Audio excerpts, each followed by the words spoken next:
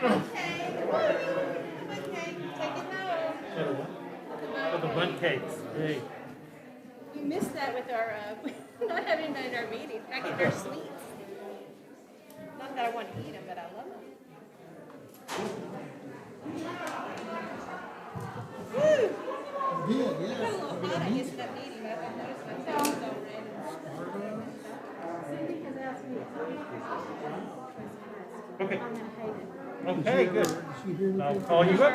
Goodies. Come up with me. The bulk of the, look at the succulents in front of you. sounds almost like a regular crowd. Special oh, a Starbucks and a buffet. This is like Christmas morning for us. Which is fun. Exactly.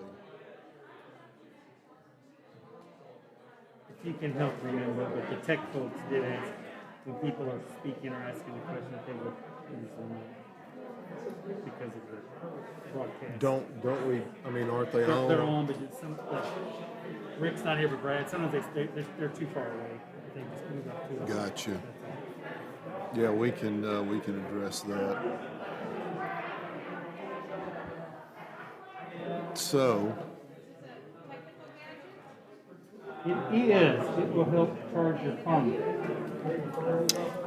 One of those you lay your phone on. If it connects to your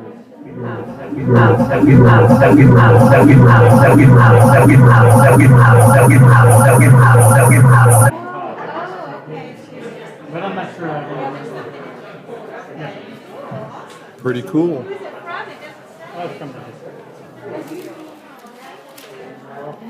All right. I have 7 o'clock, sir. If we don't have a birthday, today is Wesley Brooks' 40th. Oh, I know. You Oh, I know. Okay, he would be a good one to pick on. Yes, he would. We got everybody up here. We're ready to go. Yeah, we got all. Yeah, All right, then.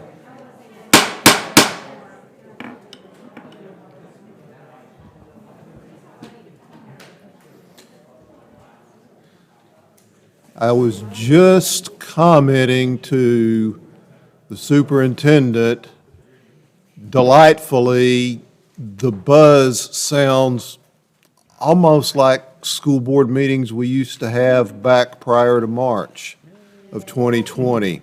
That's a good thing, folks. That's a good thing. Welcome to our regular meeting for the month of January. We have a quorum. Mr. Tullis is not with us, but the rest of the board is here.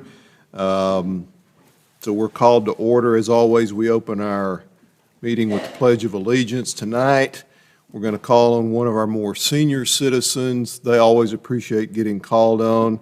Mr. Brooks is now 40, and he will be leading us in the pledge. Happy birthday.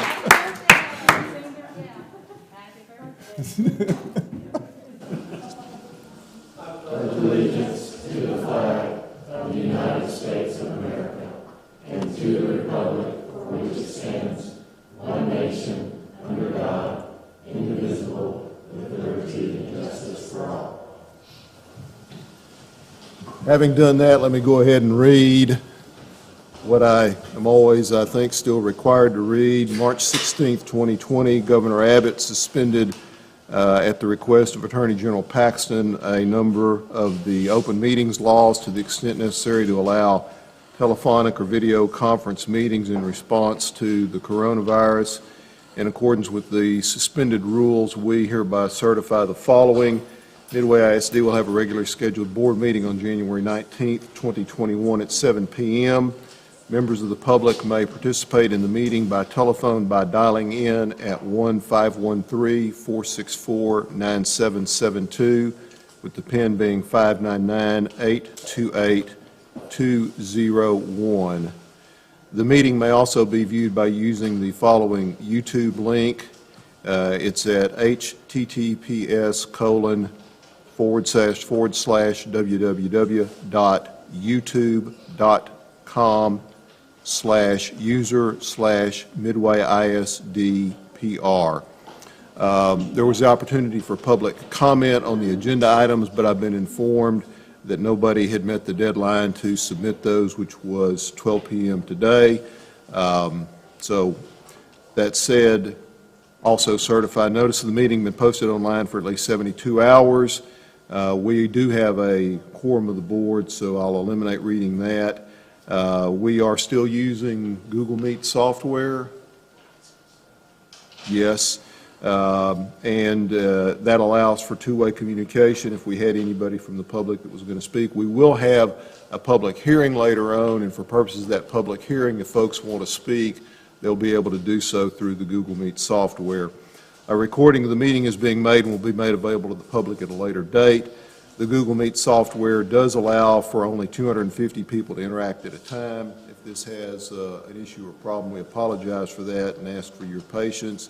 If you have questions about any of the suspended laws, please call the Attorney General's office at 888-672-6787, or you can email them at toma, T-O-M-A, @oag.texas.gov. So with that said, we do have some in-person recognitions here tonight, and with that, I will turn it over to Superintendent. Well, one other thing, sorry. Board members, y'all's mics are all lit up red. That means they're on, but that doesn't mean that everybody that's out there in the hearing audience can hear you if you're leaned too far back. So if you're going to speak, be sure, and particularly if you've still got your mask on, that makes it more difficult. So just for our remote audience, that would be great. So thank you. George. Thank you for that reminder, Mr. Russ. Members of the board, it's my pleasure, and those that are joining us virtually and online, and those here in the building. It's my pleasure to announce, of course, in January, it's our annual School Board Recognition Month. So that's why the beautiful plants are there. So no, it's not part of my decorating plan for this room. It was a lovely gift from one of our departments for each of the board members. But each year, districts across Texas take part in School Board Recognition Month. And of course, they honor these men and women who serve on local school boards. They are volunteers. I mean, of course, people have the misconception that these are paid positions. They certainly are not volunteers, and they give tirelessly to our school district. Collectively, these 7 elected leaders have over 68 years of experience as school board members. They are parents of 25 students or alumni, and so we're very grateful for them and their dedication. And so I'd like to call them out real quickly. These members include Mr. Pete Russick, who's our board president. He's in place 1 on the board, and he has been a member since 1996 and has served as our president, though, since 2004. And he has 5 Midway graduates, and we hear now 7 grandchildren. So doing the math on that, I believe this is your silver anniversary as a board member. Congratulations, 25 years. If you go back to 96 and 2021 that we're in, I think I can do that math. Pretty close, 25, 26. So, oh, sorry about that. It is the Superintendent Evaluation Month also, so I need to be careful. I shouldn't have said that. Next is Miss Susan Vick, who is our board secretary. She joined the board in 2011, and she is the mother of 4 Midway alumni. So congratulations. Mr. Tom Pagel, our vice president, joined in 2006. He and his wife Susie have 2 sons, and they're both Midway grads. Next to him is Mr. Brad Alford, place 4. He joined the board in 2018. He has 3 Midway graduates and 1 current junior. So almost all of them are out of the nest there. Pam Watts, place 5. She joined us in 2016. She has 3 Midway graduates and currently a high school senior, and I think one of our honorees tonight. So we'll see her son in just a few minutes. And then finally, Dr. Andy Popejoy, place 6. He joined in 2019 of May. He is an alumni himself from the Midway High School class of 1994. He has 4 children spanning grades from 3rd grade all the way through high school.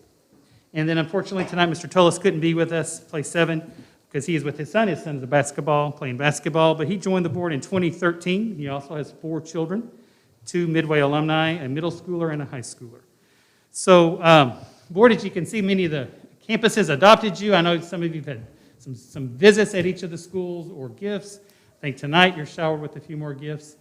So we would just currently all, as a collective group, want to thank you from our community, from our district, from our students and staff, administrators for all your service to Midway ISD. I have a certificate for each and every one of you.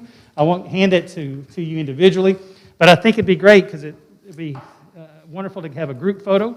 We haven't had one of those in a while, so if you'll come forward, please, and let's take a group. And so please join me, if you don't mind, in recognizing and thanking our wonderful school board.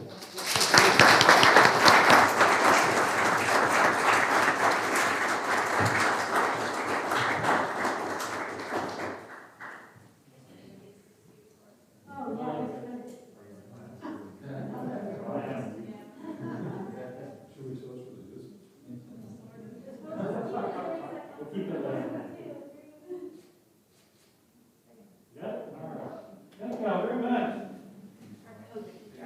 All right, Ms. Watts, if you'll stick with me and help me with our next portion of recognition, student recognitions. People can't see my face. Next, I'm going to introduce to you Ms. Allison Smith, and she'll come forward. And we have some high school student athletes that we are congratulating tonight for all state awards. Ms. Smith, right here. Thank you for having us tonight. We're excited to announce tonight some of our Midway High School student athletes. They've had a tremendous success in the classroom and on the course and the courts. And so tonight we're really looking at our cross-country, all-state academic students and also our volleyball. And so congratulations to these students who are excelling in not only their academics but also their extracurriculars. And so first I'm going to call up Coach Bowles. Coach Ronnie Bowles is our head coach of our cross-country team, who's being honored tonight. Coach Ryan Porter could not be here with us from volleyball, but Coach Bowles is going to stand in and be up here with us. With cross-country, first I have Riley Bolt, and I don't know if he's here. Hannah Bowden. Yeah.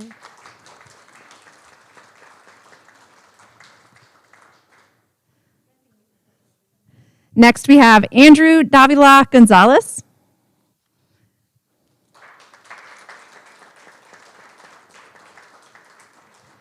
I have Caleb Elizondo next, and I don't believe he's with us. And then we have Nathan Groves.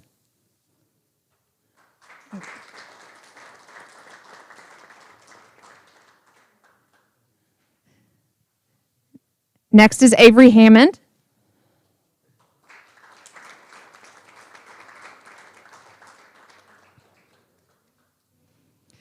Grace Lehman.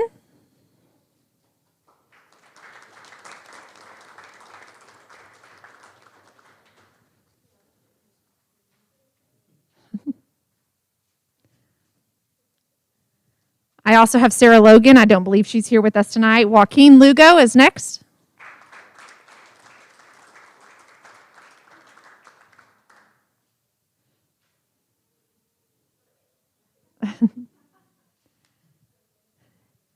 Next is Vince Micus.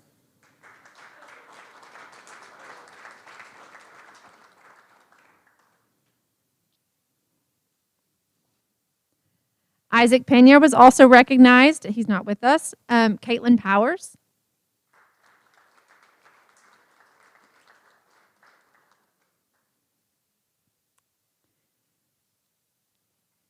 Next is Kristen Tinney.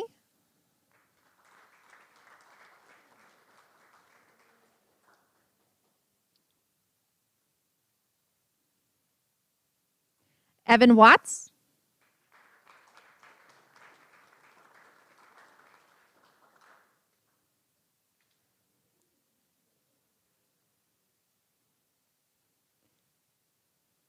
And our last one from the cross-country team is Amanda Whitehead.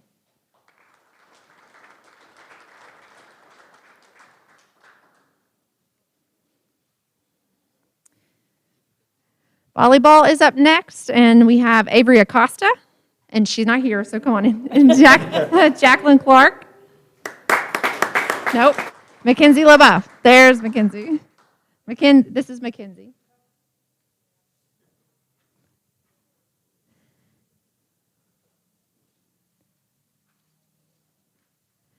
I have two others that are not able to be with us, Cynthia Mellon and Emily Mellon.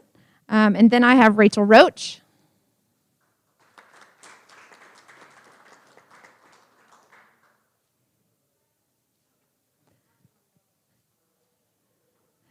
And our last volleyball recognition is Hope Wilhite.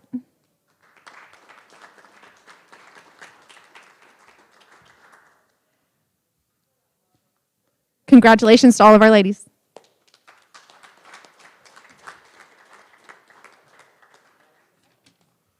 All right, so next awards. Keeping in line here.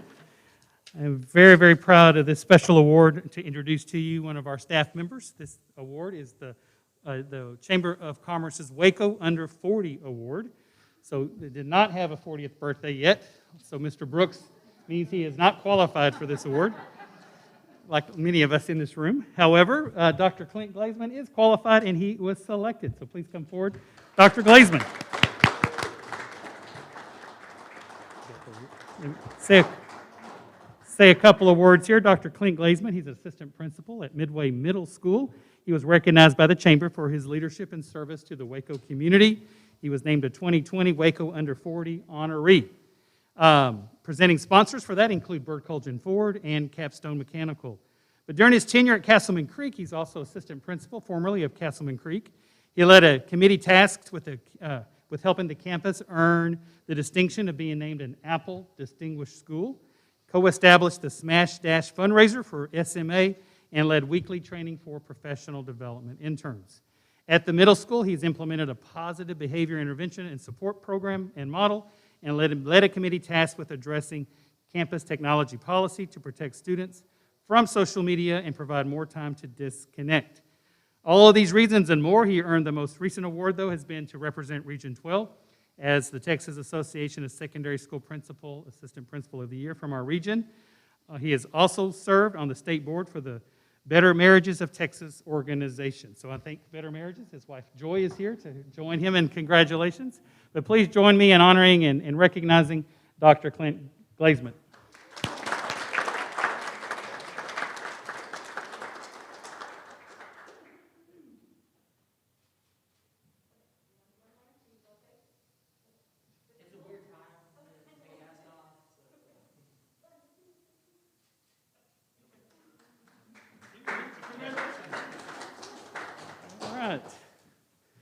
All right, and then our final awards.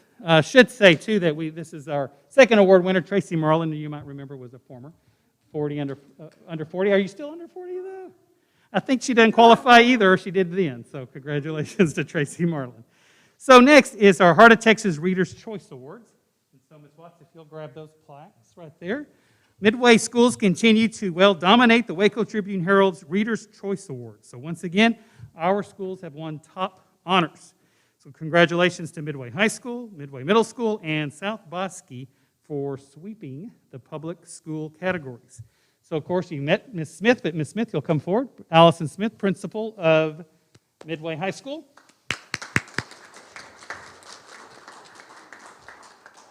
You've already met him, but take that. Dr. Clint Glazman, now as assistant principal of Midway Middle School.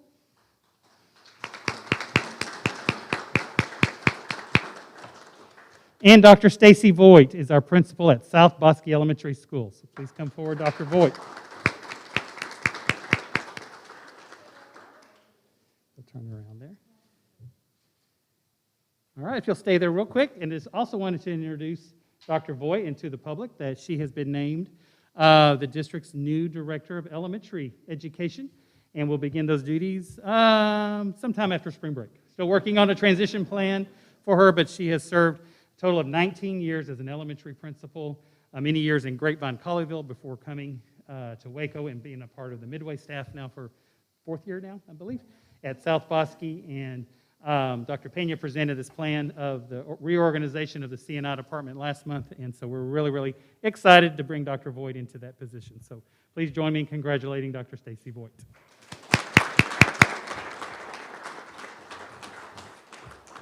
Thank you, Ms. Watts.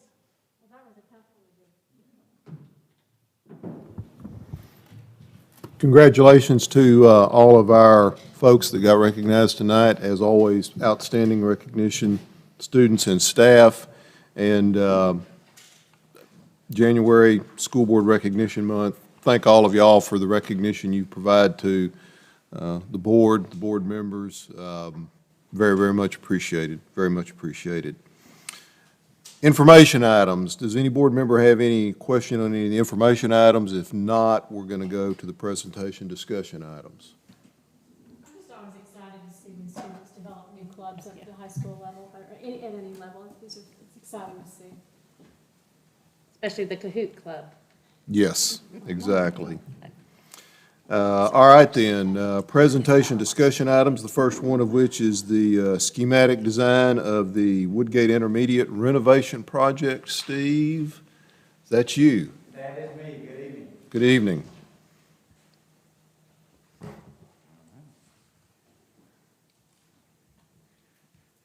All right, Dr. Kazanis, Mr. Russick, members of the board, it's always a pleasure to be here. I'm going to see how fast I can get through this since I have a history. No. This is the first piece, I'm going to say phase 1 presentation of the schematic design. And as we walk through this, you'll kind of see why we're doing this in 2 pieces. We will be back next month to present the entire schematic design focused on phase 2. So tonight we're going to focus on phase 1.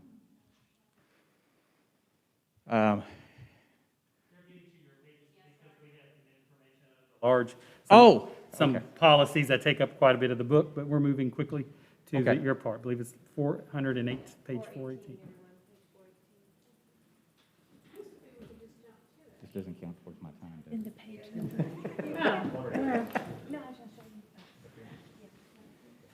Oh,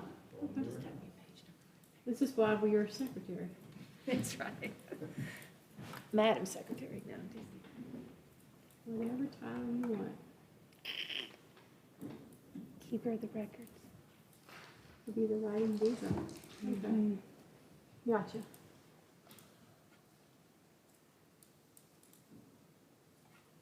All right, we all ready? Okay. These first couple of pages, you've obviously seen this schematic design format and layout before. So this is the members of the committee that have been associated with it. You can see, particularly, we've had a very great conversation over the last couple of months, kind of working towards a concept plan and then moving into the schematic design with the design committee that Dr. Kazanis has put together from the school district. It has been a very, I think, productive process and coming up with a plan to move forward with. This is the overall, just some of the basic concepts. I'll walk through this scope of work as we're going through the presentation itself on the next page.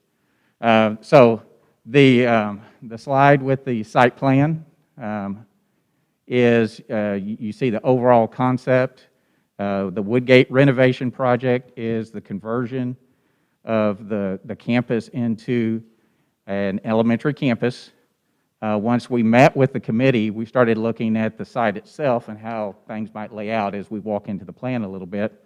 One of the things that came about was in that front parent loop was the desire to have some additional stacking capability on site with that loop drive being so short, and some concerns with it going into a full elementary with parents wanting to get there in the afternoons and be prepared to pick up their children. So as you look at it, you see a reconfiguration of that front loop drive to add some additional length and then to line it up actually with the street that is across Chapel Road to provide some consistency with where traffic is coming in and out along Chapel Road. So that front drive will serve the second, or actually third through fifth grade. And the conversation is that existing loop drive in the back would then service the pre-K through second grade is kind of the way it will be broken out. And then you see the dash line in the back, that's the existing bus loop. That will stay consistent to where it is right now. Also on the site, there will be some minor modifications. There were some conversations in adding a outdoor art patio, very similar to what we had done with the new elementary, and then, of course, the addition of the playgrounds that would be required for an elementary campus. So the site work is somewhat limited in scope. This next plan, the conceptual plan, is what we had worked out. I'm going to walk through that a little bit. The scope of the project, as we said, is we're converting the campus into a pre-K 5 campus. On the west wing, which is to the left, those classrooms that will serve the 2nd through 5th grade, as we started looking at the layouts, those campuses work well in their existing configuration to accommodate those grade levels. There will be renovation scope within the center section to add in the teacher planning, a science lab, and collaboration space for those grade levels. In the east wing on the right is where the pre-K through 1st grade is going to be housed. Because of the TEA requirements for the size of classrooms, plus trying to add restrooms in the pre-K and kindergarten classrooms, that side is going to be a lot more extensive in the renovation scope. And those areas, the classrooms have to be enlarged, plus add the plumbing and the accommodations to get the restrooms in each one of the grades. The center core will be very similar to the west wing, where we will be doing collaboration, teacher planning, and some specialty classrooms. Part of the scope that came about in the conversations with the design committee as we started looking at things was the center core area, what you're seeing, which was the existing library and the administration that's in the center section currently. As we started to discuss that and have conversations, we started looking at opportunities to make that more functional, because right now it doesn't serve very well, because you have to enter into the center of the building to the administration in order to get to it, and it's not a very effective front entry with a secure vestibule. So in those conversations, as we started looking at options, what we're going to do is we're actually going to flip those programs. The library is now going to become the administration area, which will allow us to have, from the secured vestibule, direct access into the reception area and then back out into the building. So it's a better security control of that area and have direct views out into that front entry space. Then, by moving the library inside, we can open it up, similar in concept that we did with the new elementary, and then that library then kind of becomes the hub of the new campus in the flow of the facility from the arts, from the fine arts area, the cafeteria, up into the academic wings. So that's the basic overall concept that was put together through the discussion with the design committee. Now, as we started looking at how we're going to do all this work, especially with campus still being occupied, I know there's been some conversations about that campus. The number of students will be reduced this next year to allow for some of this renovation work to be taking place.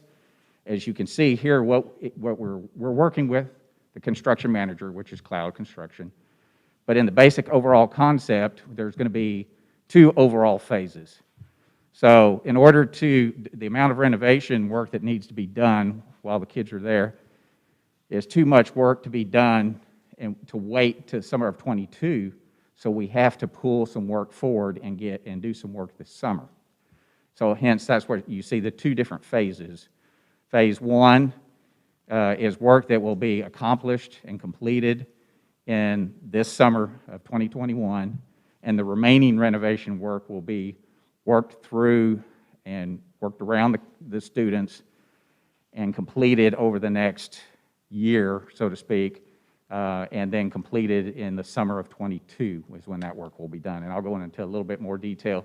We'll be talking more about that next month when we come in and present phase 2.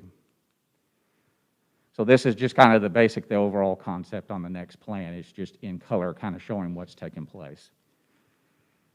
This is an overall plan of that west wing.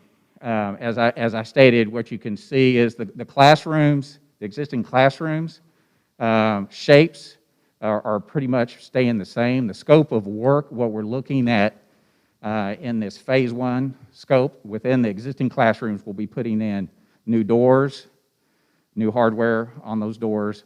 We'll be putting in new ceiling tiles. We'll paint the rooms. We'll be putting in new flooring and new casework within the building, within each one of the classrooms. So that's kind of the renovation scope around the perimeter classrooms. Within the center section, we'll be opening up some walls, and we have some images that we kind of have put together on some of the collaboration space and some of the constraints that we've run into as we started to investigate that. You see, as you move from the left, you see the collaboration area, and those walls that are shown they show some small collaboration areas. What those are, very similar to what we had talked about in actually all 3 campuses that we've presented to date, is those we're looking at movable walls to allow flexibility of that space to be broken up into some smaller rooms, as well as to be opened up and allowed for a large group. When all the walls are open, it's about a 1,700 square foot space there, what we're looking at in that collaboration area. Steve, on the right by the science room, and you have the storage in gray, and then you have a little yellow room, TLT, is that a private toilet? Just to the left of it? Yeah, you have science. Yes.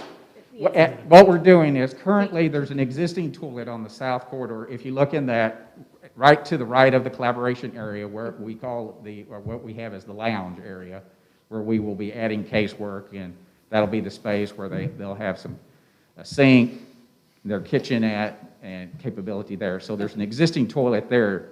With the number of, there was conversation with the committee with the number of teachers that we have on this side, that if we could add an additional staff toilet. So we found the ability to be able to do that and add that there. So we will be having to come in, and we're adding sinks in the lounge. There's that additional toilet, and of course that new science room has sinks added into it. As we've looked and investigated, we have plumbing readily accessible. We're fortunate that this is a slab-on-grade foundation, so it's easy to cut in and tie into the existing and patch the concrete work, tie into the existing plumbing.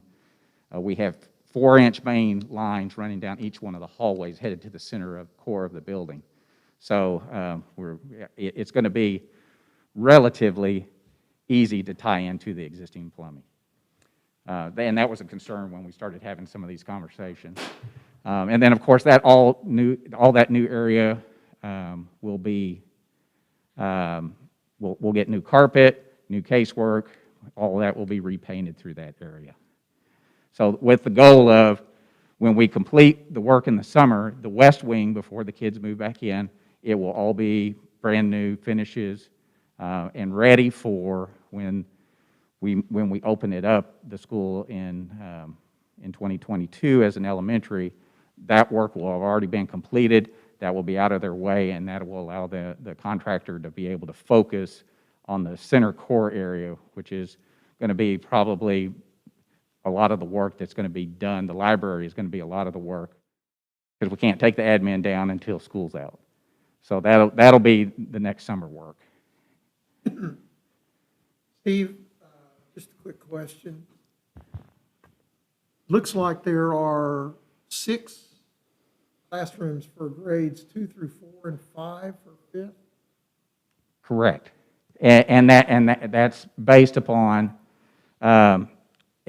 as we were looking at it, the layout. We do have I think we have a flex room in there too, but that's the way it was set up when we were looking at the programs, comparing the two with the new elementary and this one. Because they generally in 5th grade too had.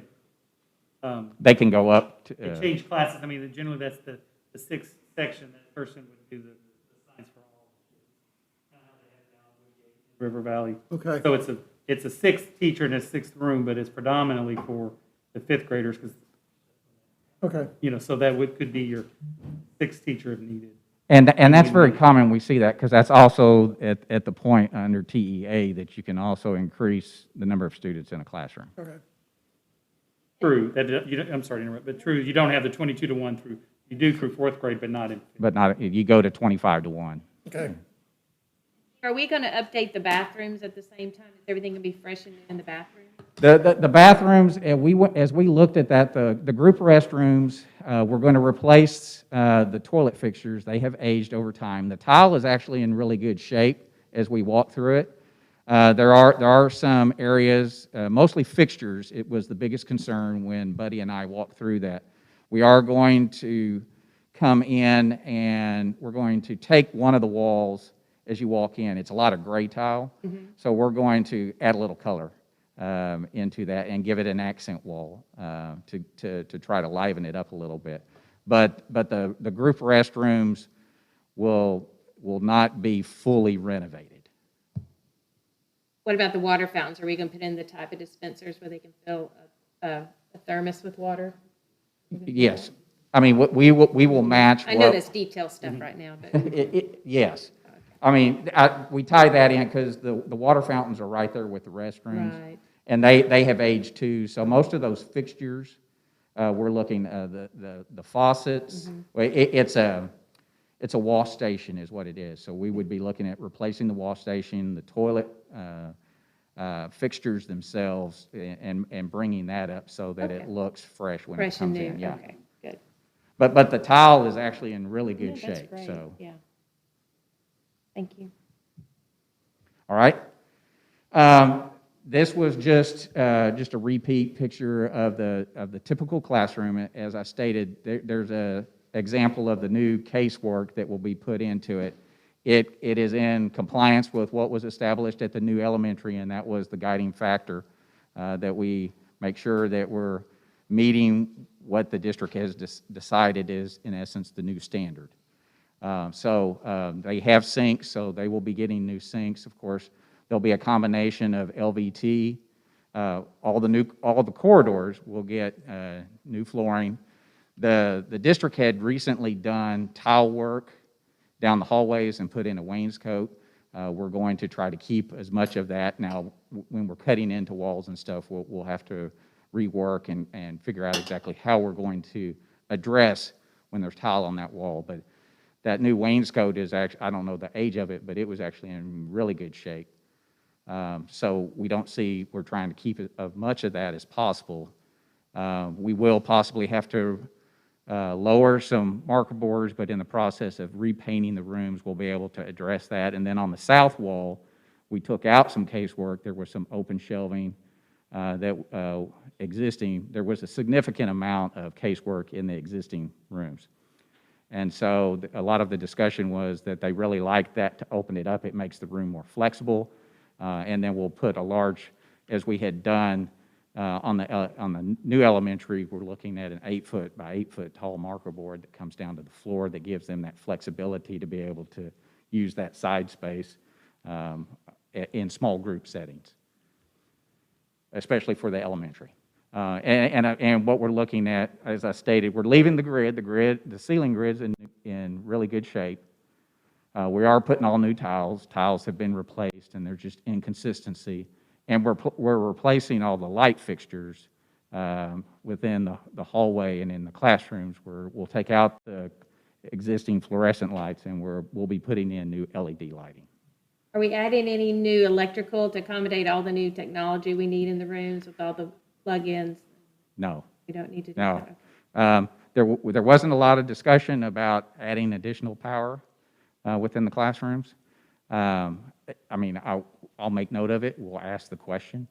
We'll ask Jesse and we'll compare it to what we did at the elementary. I don't believe we added a lot of significant additional power into the elementary classrooms, but When they've been using the iPad, so they would know if they need it. Well, that's a very good question, though. Very good. yeah, very We'll take good a look. question. Yeah.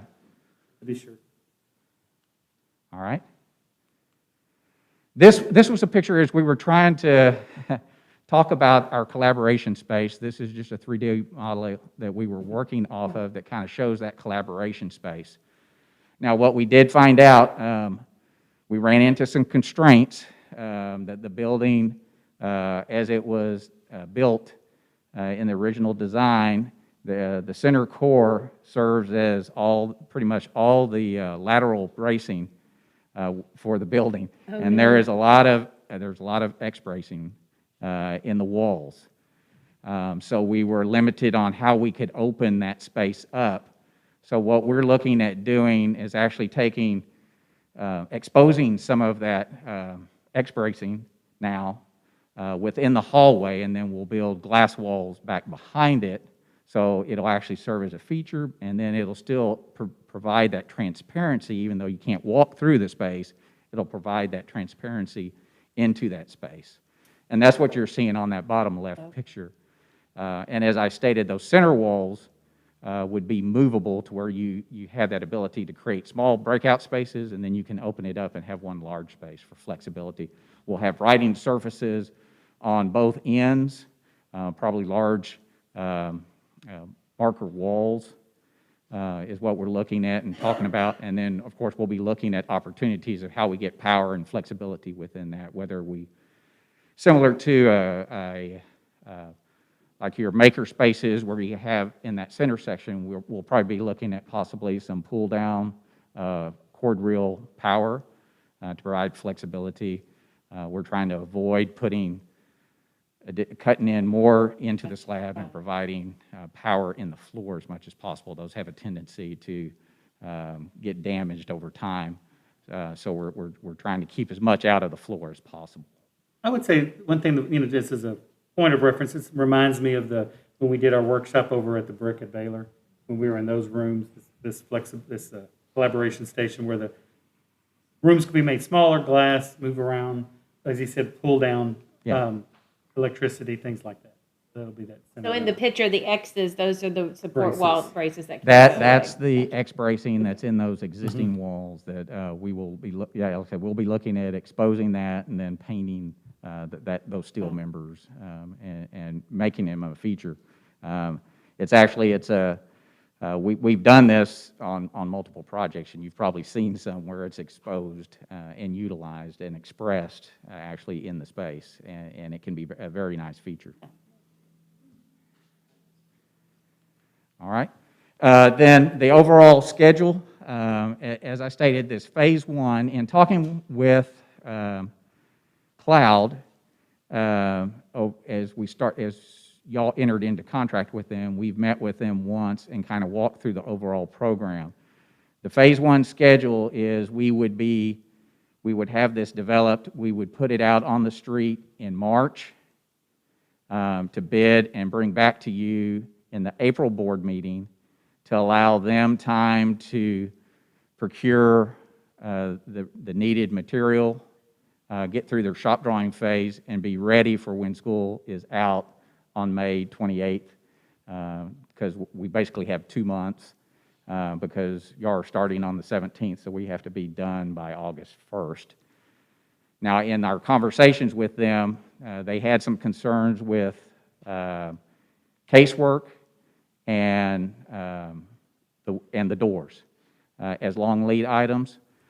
So we have worked out, we're actually going to pull out and put out a package next month in February for casework, for phase one casework and the doors, to allow them to bid that and get started on that. So because they're looking at about a 8 to 10 week lead time to get those materials in once the approval of the shop drawings have occurred. So we're on a very tight schedule for this phase one scope of work. So we're going to break up phase one kind of in these 2 different pieces. You'll have the casework and the doors go out in February. You will see them in March. Then the rest of it will go out in March, and you will see it in April with GMP presentations for that scope of work in this phase one. The remainder of the work, which is included in phase two, will go out, I think it's July 1st is when it will go out on the street. It will come to you for approval in August for them to begin towards the end of August for the Phase 2 scope of work. Now, it will be there will be phases even within Phase 2, because as we stated, we can't, we have to be able to move some people around probably at midterm. What we're looking at potentially is moving the library out into one of the gymnasiums so that we can get in and start doing the new admin. So then that will allow admin to move into their new space towards the end of the year and allow us to renovate the library space in the summer. But then all of Phase 2 will be going on during that same time.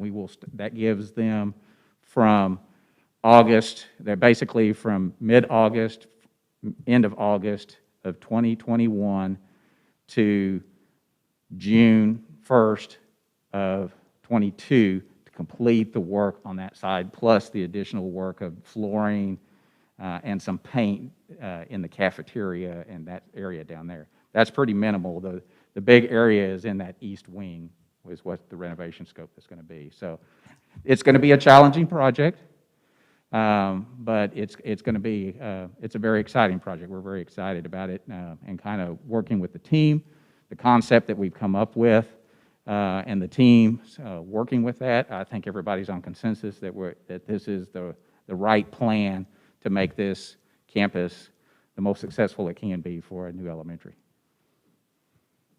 And I'm done. Good. Just a couple quick comments, if you don't mind, about the plan. Is that I think Steve did mention, but a lot of thought went into that. Nothing can be identical, but this is very, very close to the thoughts and the plans that went in to elementary number 8, the new one off of Ritchie Road. In terms of the number of rooms, remember the capacity is larger than South Bosque and Woodway and Spiegelville, so this is the 750, the 6 classrooms per section, some collaboration spaces. Right. Looks different than the other campus, but the aha moment was being able to flip and put the admin in the front, and then to have that library in the center. As you recall, we have that with the new elementary. It's really going to be a game changer. So very excited. One thing this campus has that no other elementary will have is 2 activity gyms. Correct. Which is nice. So no plans for that other than they have the 2. One certainly will start off being a Panther Kids, our after-school program, so some dedicated space for that. Correct. Steve mentioned again, this is our most challenging and it's been the most difficult logistically thinking through. We have started inroads in making plans, as he mentioned, to reduce students and to reduce staff for 21, fall of 21. And how to do that, come to the conclusion the best option for us is for the feeder campuses, Hewitt, Castleman Creek, and Spring Valley. They will keep their current 4th graders. So they will house 5th graders and be very crowded, but they will house their 5th graders next year. And so the goal of that was to reduce transitions of these children. So because the current 5th graders at Woodgate would remain, they'll move up. They'll be 6th graders. They'll be the first in this newly renovated section. Then they'll transition as they normally would over to the middle school in the 22-23 school year, the fall. These kids, though, would stay at their schools, and then they would transition to Midway Middle School in the fall of 2022 as 6th graders, which is our plan. River Valley will be open at that time as well. And you may recall the reason why we can renovate Midway Middle School, the only way we can renovate is when we opened River Valley as a middle school. So we will split that 1,300 to 1,400 student population in half, and that way the Midway Middle School serving Hewitt schools on that side of town would only then have about half that amount. So then we can do the renovation. So those students then will be there. These current current 4th graders going to be 5th graders next school year, would just simply transition as a middle schooler to 6th grade. So I think that's the word, Herculean efforts from Mrs. Watley and Dr. Johnson and Mr. Fisher and staff to think through that, and we will be coming to you. Buddy, Mr. Freeman and team are working on lease options for a couple of portables. Primarily, though, our biggest school will be 800 plus students, 800 to 900 will be Castleman Creek. The other ones will be large, don't get me wrong, but not as large as, because Castleman's already, as you remember from the demographic study, over capacity. But again, yes, maybe could we move a kid here, or half the kids there, program there. Again, you're moving kids. And I think they'll be happiest staying put.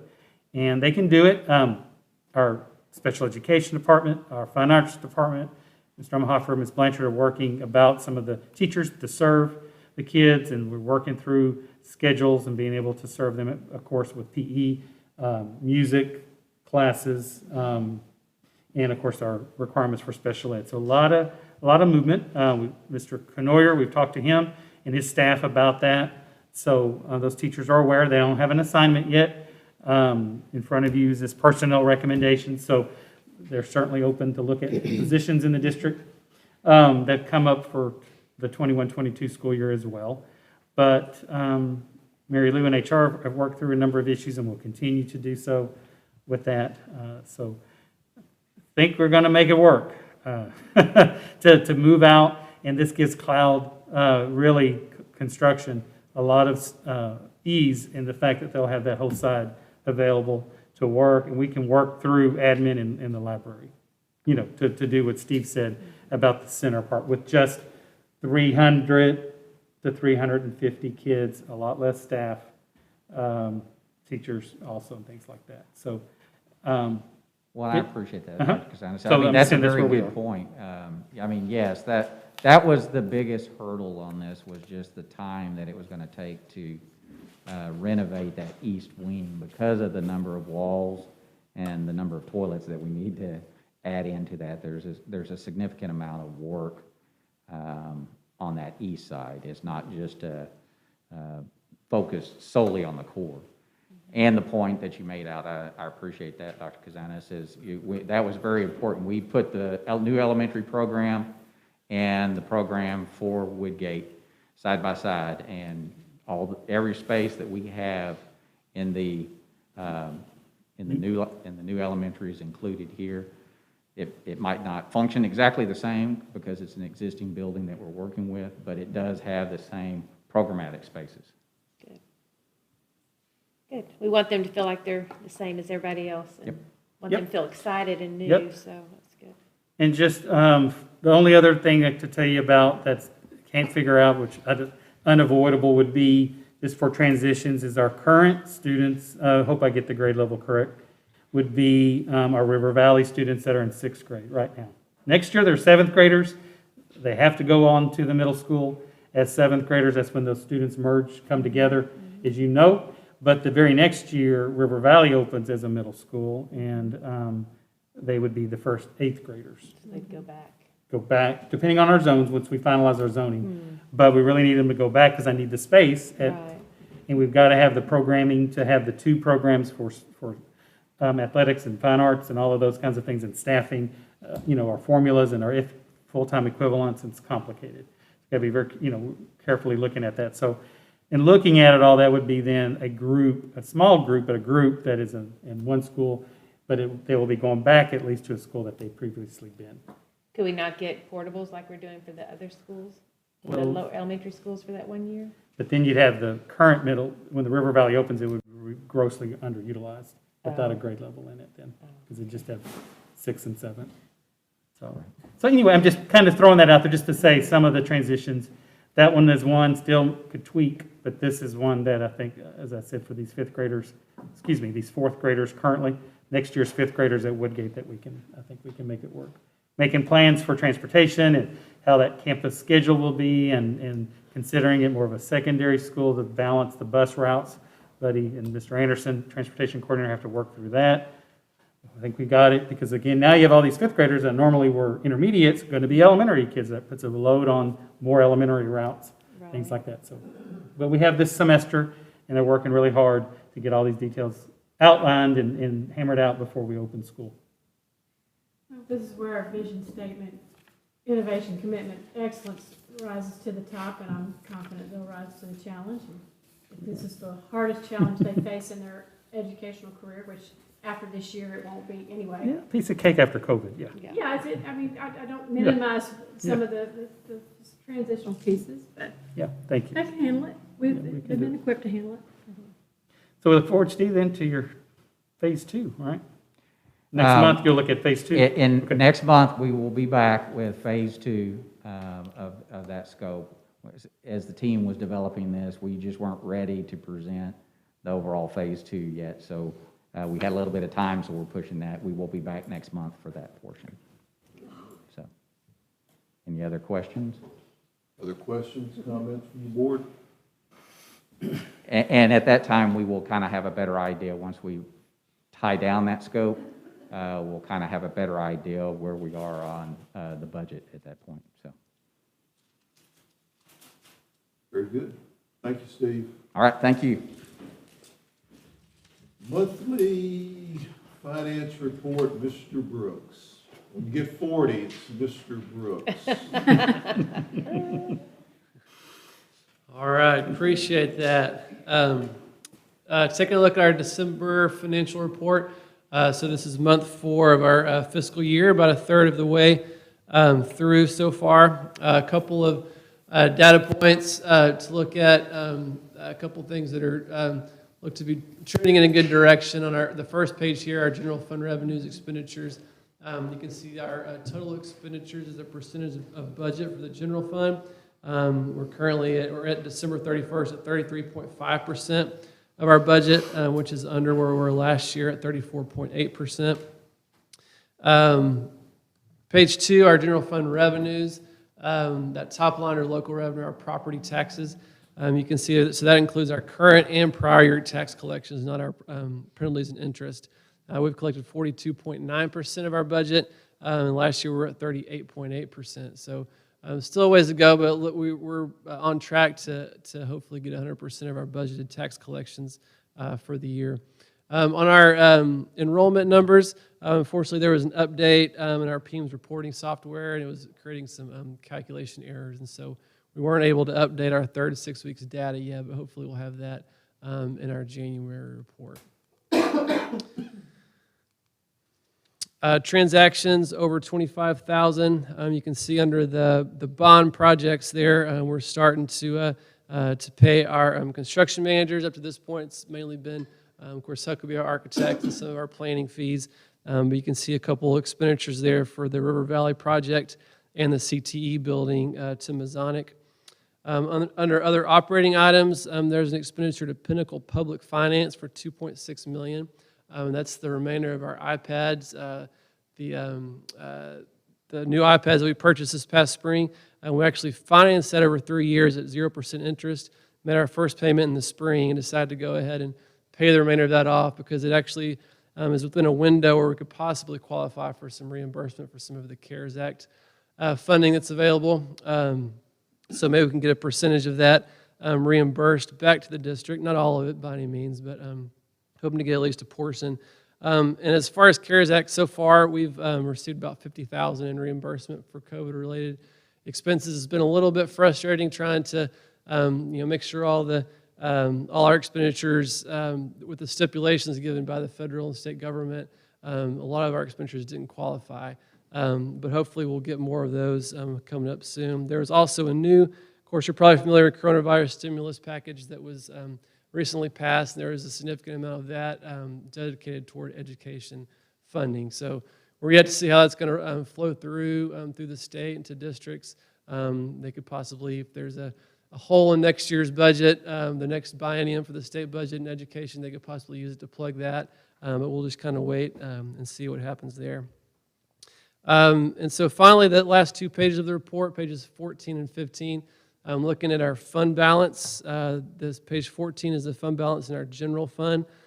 So in August of 2019, we established a policy of maintaining a minimum unassigned fund balance in the general fund of 25% of the next year's adopted budget. And so our audited unassigned fund balance at August 31st, 2020 was $21,320,000.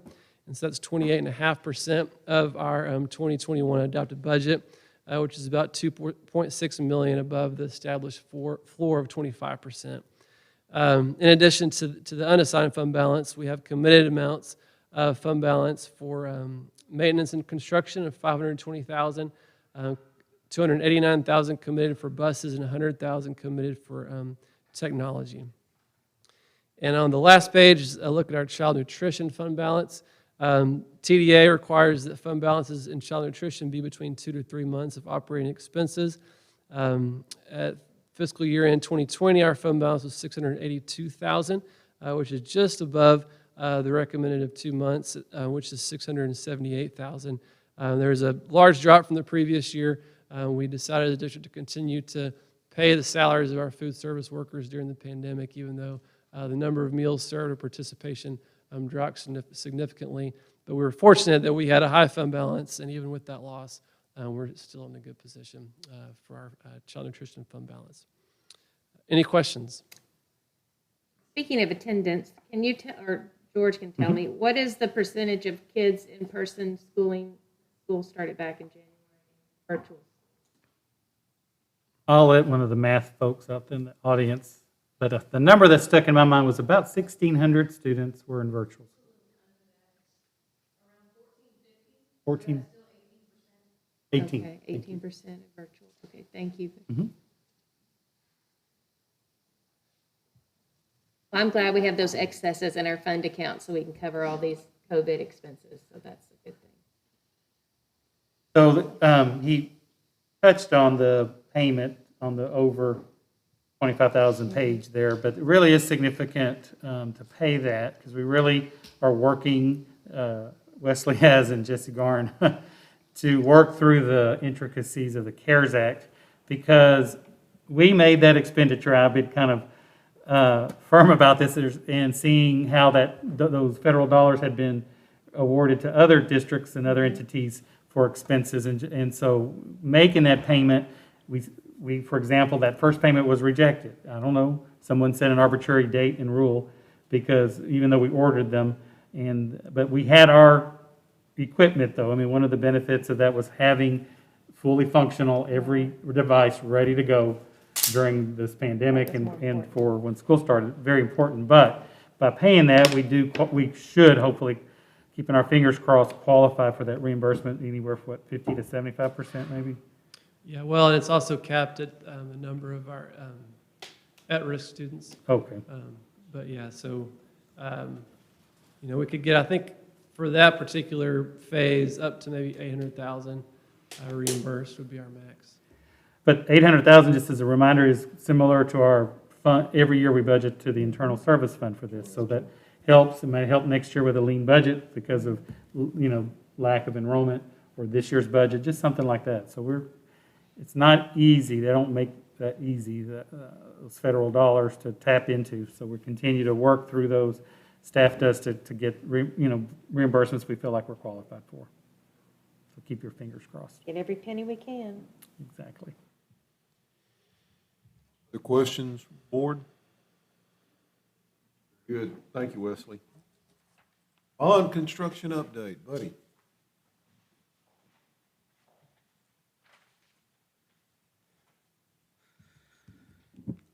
With it being January and Board Recognition Month, let me say thank you to each of you for serving our district and serving our community. We appreciate what you do, and I'm trying to get your pay doubled.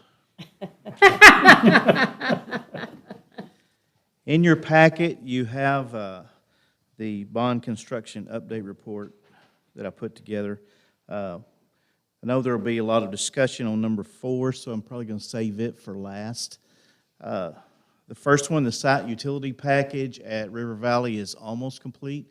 There are still some phone lines, underground phone lines that AT&T is holding us up on. They're supposed to come out there and change them to overhead so we can finish.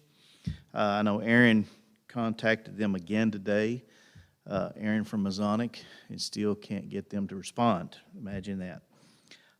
The construction at River Valley has begun. If you go out there and you walk in the cafeteria, you'll notice that the north wall has plywood over it. The plywood's on the outside of the glass because everything outside that wall they demolished during the Christmas holidays, because that's where the new part will tie on to the old building, so they had to get that out of there. So that demolition is about complete. They've started on dirt work. They're removing dirt because they'll bring in the select field. And so that's progressing nicely. Work at the CTE and Ag Shop is progressing nicely. The dirt work is starting. We're almost finished with the geothermal work that had to be done with all the well fields. We're hoping in February that we'll be through with the geothermal work that's happening for the well fields. And Woodgate, I think Stephen covered that thoroughly tonight, so I won't go into that. As Dr. K did reference, though, we are looking into leasing some portables that we will need to keep the fifth grade on the elementary campuses next year. Also, the drawings are almost finished for our summer project for replacing half of the geothermal units at the high school and the geothermal units at Woodway Elementary this summer.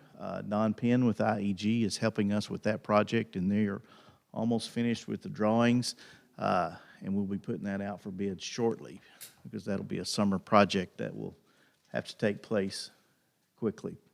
So we're excited about that. Now, the new elementary. We have with us this evening John, Kevin, and Dylan from John Irwin Construction. But this is John Bennett, not John Irwin. And John made the statement today that he is excited today because he's getting to attend his first board meeting in the building that he helped build. Oh. So, because as you know, John Irwin Construction built this administration building for us. So he's excited about that. Also on the consent agenda is their recommendation for a guaranteed maximum price. And keep in mind that that is the guaranteed maximum price that it could be. The GMP plus the 3 alternates, and the alternates were concrete paving in lieu of a hybrid paving that would have some concrete and some asphalt. That's the biggest one. Outdoor learning environment, that's a concrete wall on one of the playgrounds that is used for outdoor learning. And then the cafeteria, that alternate would be to put terrazzo flooring in the cafeteria. There's already some terrazzo in the hallways and the areas outside the classrooms, but this would be to add it also in the cafeteria in lieu of luxury vinyl tile. There's a couple other alternates that have no cost, but we recommend go ahead and approve those.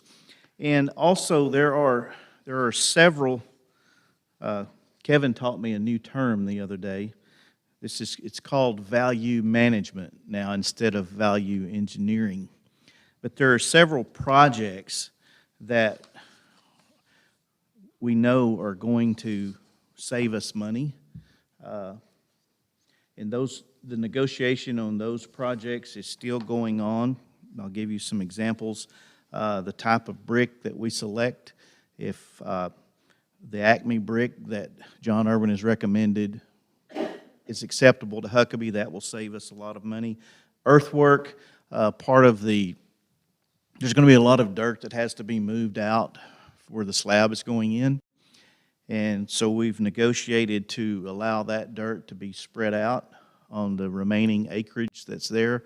And we're working with Walker Partners to make sure that we don't pile it in a spot that will be in the way in case there's future construction that goes on that site. But that's going to save us a little over $500,000 not having to haul off that dirt. And so that's part of it. There's some communication things with some equipment that could save money. We've done some negotiating with the roofer to change the installing method of the roof. That's going to save another $30,000.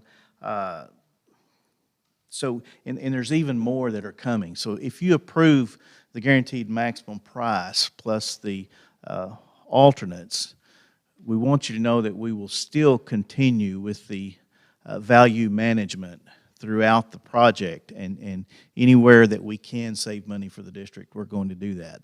It's not going to stop once you approve, if you approve the GMP tonight. Dr. K, anything you'd like to add to that, or if there's any questions, these guys are here to No, answer. you mentioned it, just, is that a couple of the initial deducts, just their staff of John Irwin, they're still negotiating those.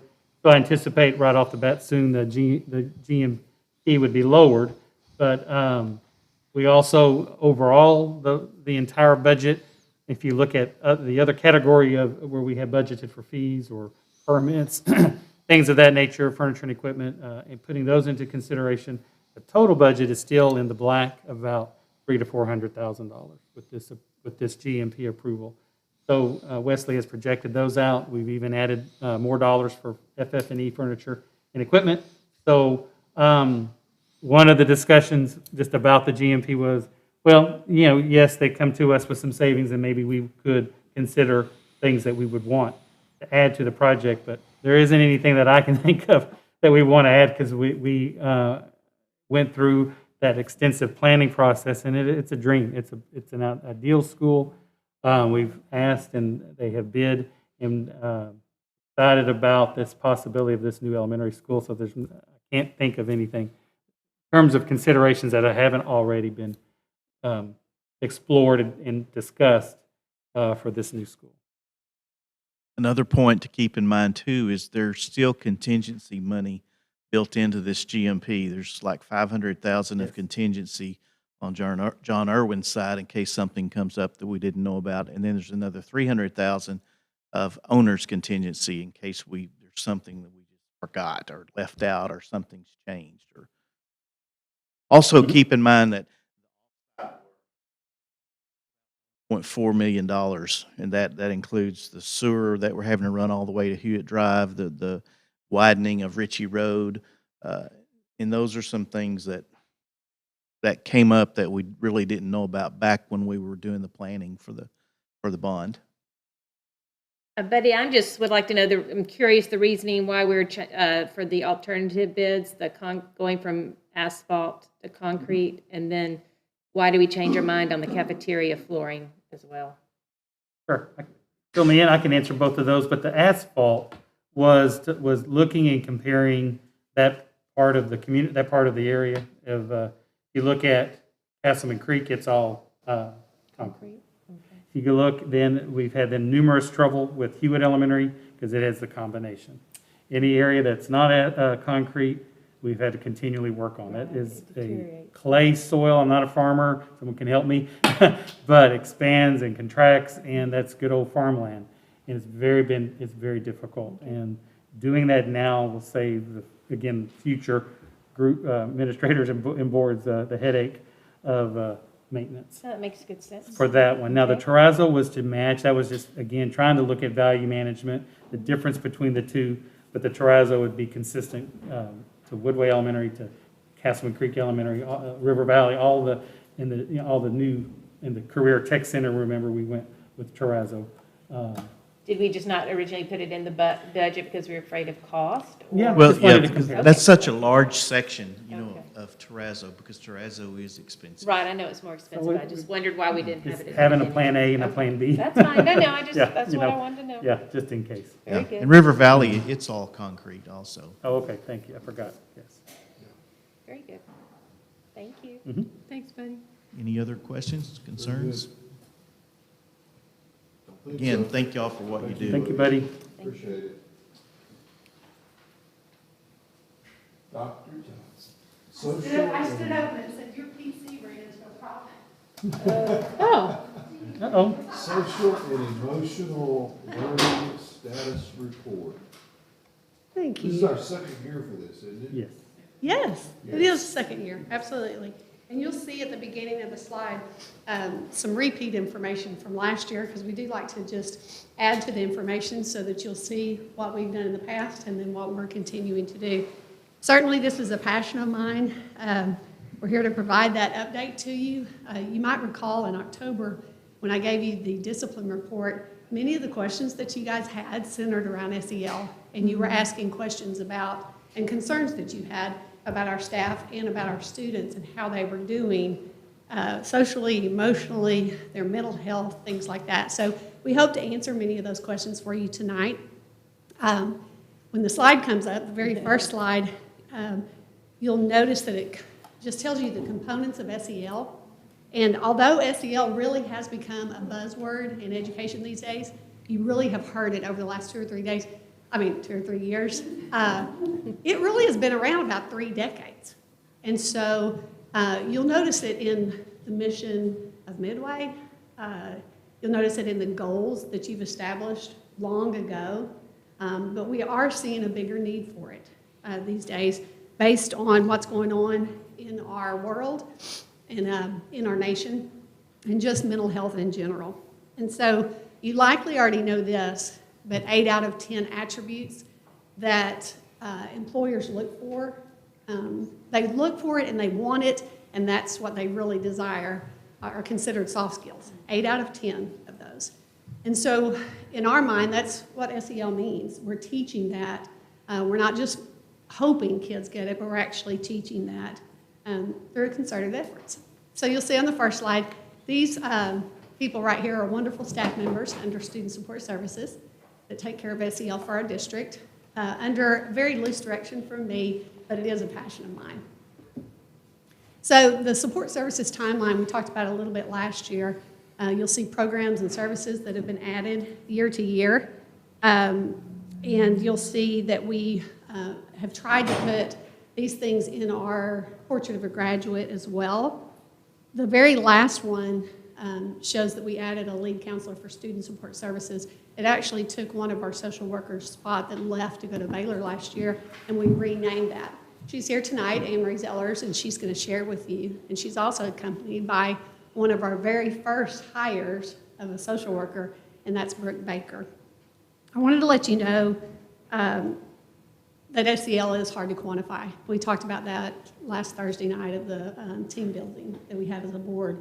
But you're going to see numbers throughout this presentation. The numbers don't tell the whole story, though. I do want you to know that any of our staff members drop what they're doing at a moment's notice and spend 2 to 3, 4 hours with one student to make a difference in that student's life and also the family's life. I think what they do really does make an impact, and we try to remove any of those impediments to learning so the kids can learn. And I'm really excited about what they're going to share with you tonight. Again, I'm going to turn it over to Anne-Marie Zellers, and then Brooke Baker is going to join in on the presentation in a little bit. Here you go, Anne-Marie. Okay, thank you so much. I appreciate it. And really just kind of what Dr. Johnson said too, following up about the SEL lessons. You know, if you look at any of the websites, the teacher, counselor Facebook pages, any of those, what I love is that you can see at any time. I follow all of them, and I see pushed out from South Bosque counselors and Castleman in the middle school, all those things that they send out and say, you know, here's what we're focusing on this month. We're really looking at, you know, respect, kindness. We need a lot more of that now, right? And so they're really pushing those out. That's going to be next month's focus, or both of those things. But you can see it coming from all the campuses. And it's not just that they are saying these are the traits that we're focusing on, but these are the things that we're finding in our kids throughout the day to recognize and say, thank you so much for showing kindness to this student and modeling that. And so that it's something that, you know, we're reinforcing over and over for those lifelong skills, not just something to do a one-time lesson on respect, but to really model it throughout the year and recognize it. So all of our counselors are doing such a great job with that, and our teachers. One of the things that we really wanted to focus on was being proactive this year, knowing that we were coming into school with a lot of unknowns, that we're walking into a school year and not really sure what that's going to look like. Are our kids coming in anxious, or are they ready to be back? What are our parents, you know, feeling about returning to school? And so our goal was to be really proactive in putting together as many resources as possible for families, students, teachers. And so we spent the summer, you know, along with everybody else, getting ready for how to prepare for what we don't know what we're going to see, but let's be prepared in any instance. And so a lot of time was spent creating those resources for parents. How do you have a conversation with your kids about coming back to school? And what if they're anxious? What do you do about that? And how do you talk to them about that anxiety? And so just to help alleviate some fears, to give some tools and resources, we spent a lot of time working on those. We also did something for the teachers and said, we know you're walking back into some unknowns, and so how can we support you? How can the student support services come in and walk alongside you in this too? And so we sent a needs assessment out and said, what are your worries, fears? Could you use a check-in from somebody from our department throughout the year? And we had 40-something teachers say, I really don't need something. Some of them did say, if you have some community resources, I would like to be connected. But some of them just said, I appreciate that. The idea that somebody's just going to check in, follow up with me throughout the year really means a lot. And that's an easy thing to do and something that we take joy in being able to do as well. But just to come alongside in a month and send a card and just say, I want you to know somebody's thinking about you. If you need something, please reach out. And so that's been a great thing too. So like I said, the year of resources, we have put together so many because there are so many things that have come up throughout this year. We now are in a place where we have teachers and campuses reaching out because grief is hitting a lot of our students. And so coming in and saying, especially throughout the holidays, we have more students experience loss. And so our teachers are saying, what do we do? Like, how do we really help these kids who are now grieving? And some of them, it's the loss of a parent, not just an extended family member, but somebody within their own home. So we've pushed out a lot of grief resources. Again, just a part of that, preparing and helping as much as we can. We also have a Panther Paws newsletter that we put together, and we put that in all the campuses for the staff bathrooms. But with that is also a link to remember that we have an employee assistance program. And so how to connect with that if you need some support. We are going to be doing that for our students for next year. So that's something that we're going to make available in the student bathrooms as well. And it's just mental health and wellness tips. VIP nights, all those very important parent nights that we have, we've moved those online. And it's actually been really well attended. We have had a really good turnout for those. And the great thing is they can be recorded. And so we can push that out. And now at the convenience of a family, they can go in and watch those VIP nights. And so we're getting really good feedback on that. And you can see we really just try to kind of poll what are the interests, what are the needs. And so those topics that we've done for those VIP nights, and we try to bring community people in too to present some of those as well. We really did look at increasing the number of interns that we have to help on those campuses. Again, just trying to be proactive. How can we bring in supports? And so we increased the number of social work and counselor interns. And I think we pretty much have them now on almost all the campuses in the district to help. In fact, if you've ever worked with middle school students, we have 3 interns helping out at the middle school.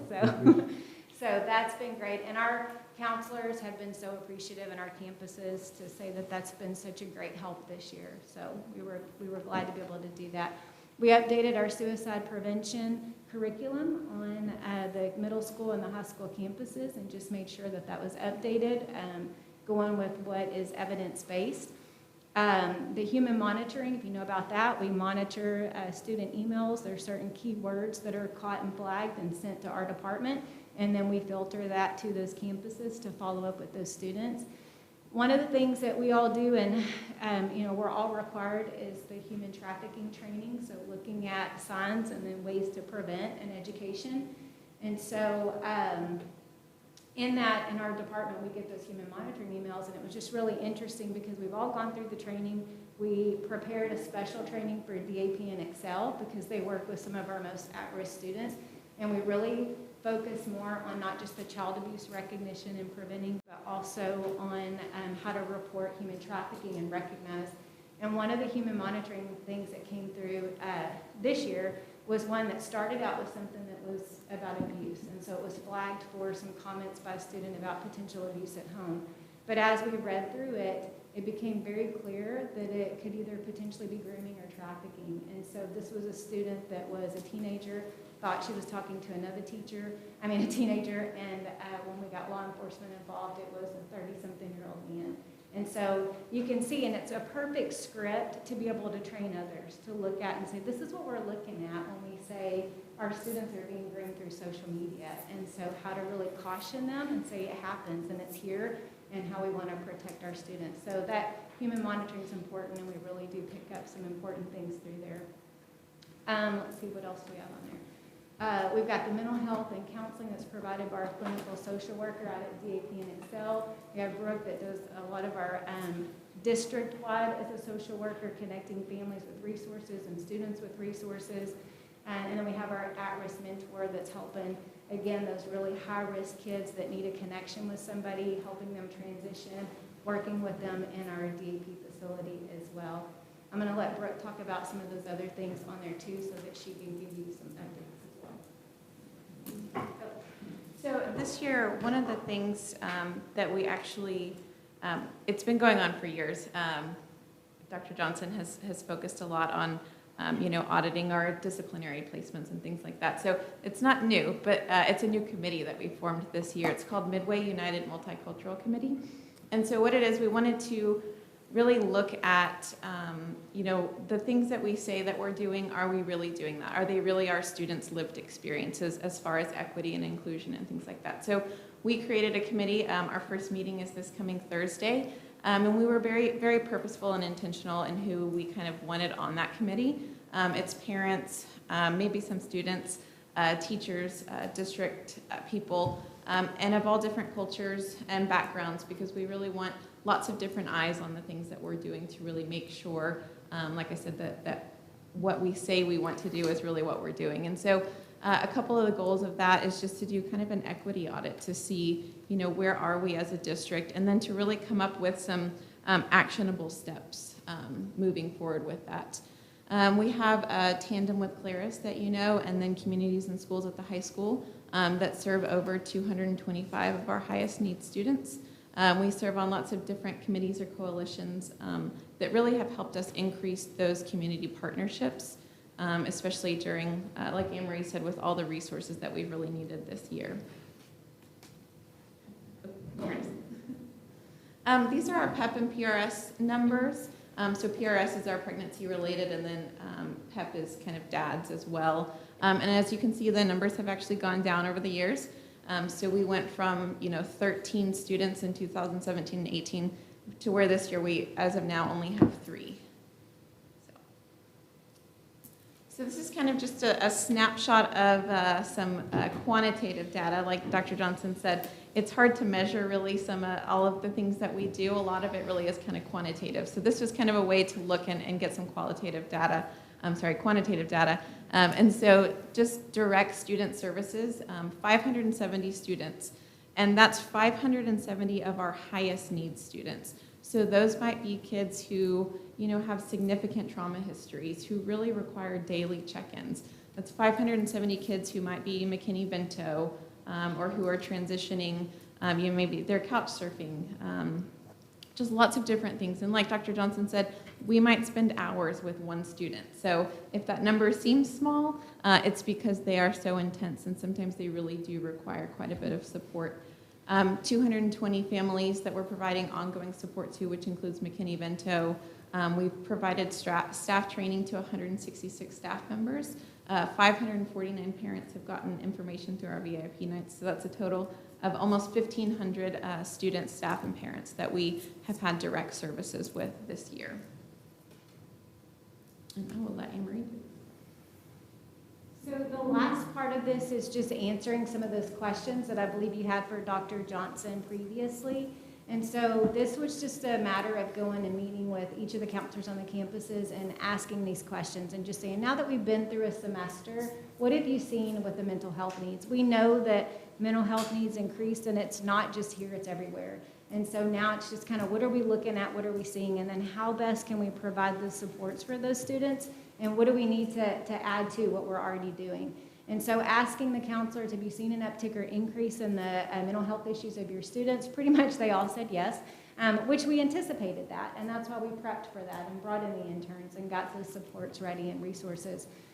Mostly they said it's anxiety, but a lot of it is just based on situational things going at home. Many of them, you can drive down the street and see that our homeless population has increased. And many of our students are feeling that at home as well. Like they're dealing with parents who have lost jobs, that are worried about where they're going to go. We've gotten lots of phone calls about resources. Do you know who can help with my rent? I mean, there's lots of that going on within our families.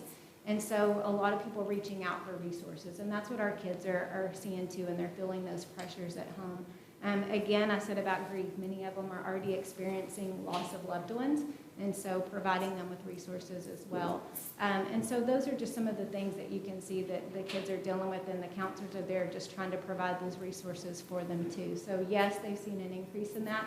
They also have increased their numbers of referrals to those supports that we have, the CIS and the Claris, and the counselors have said, that's been a huge blessing to have those available and to say, we have somebody here at the school. You don't have to leave school. You can go and meet and get some extra support for you and your family.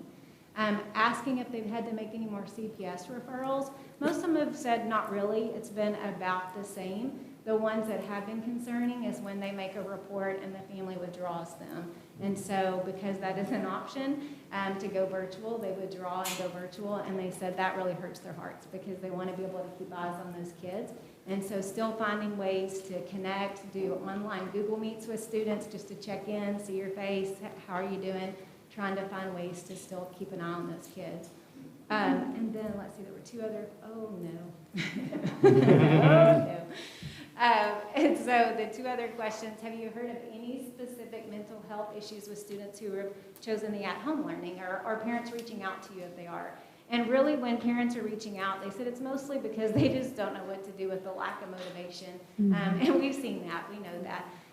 And you know, working with kids at home is tough, and so just keeping them motivated.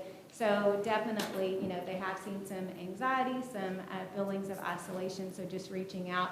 But they too have been using the CIS and the Claris supports as well. And many of those resources that we have available, they're connecting with kids online. So they're still holding online counseling sessions and doing telehealth and reaching out and checking in with kids. And they've also been the kids that are not passing or turning in things. They've been reaching out and saying, what do you need? How can we support you? And then the last question that we asked, anything new that you didn't expect or that's different that you're dealing with, or that's just changed. And they said attendance issues, that's been one that they've been dealing with. And then of course the scheduling, just working with face-to-face, going back, and if they can change those schedules back and forth, so that's been something else. They're having a few things with mental health issues, other issues that they've seen, some psychotic symptoms in younger children than what they've seen before, so just trying to give them some resources for that. And then the increase in student population excel. We've had a lot of students that are now getting, where they need credits, and they're getting credit deficient because of attendance, and so some of them have even been court ordered to excel. So those numbers have really increased. Again, we have some interns out there, and we also have Joy Banner, so a clinical social worker that's there, providing services too, just to make sure those kids graduate. We want to set them out for success, set them up for success. So being able to provide them some resources before they graduate and get them graduated. And then again, just grief, really that so much more of our students are dealing with grief and are in the grieving process, and so how to help families with that as well. So I think, and then just real quick, this is just kind of what we're working on right now. So continuing VIP nights, continuing, like I said, with our Midway United.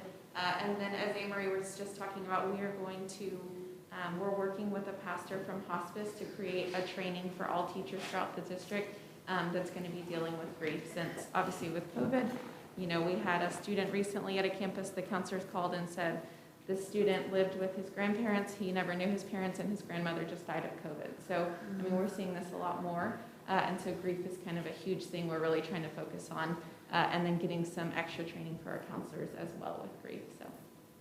And then the last bullet on there is just, as a department, considering the different funding sources and what might be available and what's going to be the biggest bang for our buck, because you can see these staff members are wonderful, but they're pretty, they're spread thin for a large district. So we want to continue to look at some of those MOUs and partnerships that we can have with our local community and resources that are out there. You guys have any questions for us? I just wanted to add a comment, and first of all, to commend you all on a great job done on a very critical piece of student life. But I love it when we're doing something well at Midway that has the opportunity to impact students outside of Midway. And for those who may not have heard, the Character Strong curriculum, which is his own platform and curriculum, has a podcast that I believe featured one of our administrators, Mr. Wes Knoyer at Woodgate, and he spoke on helping drive positive school change. You can pull that up on the Character Strong podcast, and I love when we've got stuff going on that we can then pass on to other educators, other administrators, and hopefully, maybe get some feedback, and so work with other districts and collaborate and come together across something that's just so critical. Yes, I also want to say thank you for everything everybody does. I know you're spread thin, and I'm glad we started increasing our staff and counseling before COVID hit, so that was a bonus on that end. Sure. So thank you all for that. But I did have one question. I don't know if you can answer this or not. So I know we have an increase in anxiety and student needs and more contacting you and so forth and so on, and that's been going on with COVID. So the students you've been working with that have had anxiety or some issues, are they getting better? Do you see any hope? Do they feel like there's a light at the end of the tunnel, or are the kids just kind of staying at the same level of anxiety or depression, or do you feel like those students are getting since you're helping them, are they feeling better? I just wanted to get a feel for the students we're working with. There's always hope. It wouldn't be a passion of mine if I didn't see it. Yeah. It does. Research is out there that shows that one caring adult intervening on behalf of the child, Right. spending the time that it takes, Yep. can change their trajectory. Absolutely. I use those words all the time. Absolutely. Trajectory in life, and I see it makes an impact. It's like anything else. You have some of it may be a lifetime of therapy, but it is something that is not hidden here at Midway, which is a good thing. Yeah. It's talked about, and we really try hard not to let it get off the cracks.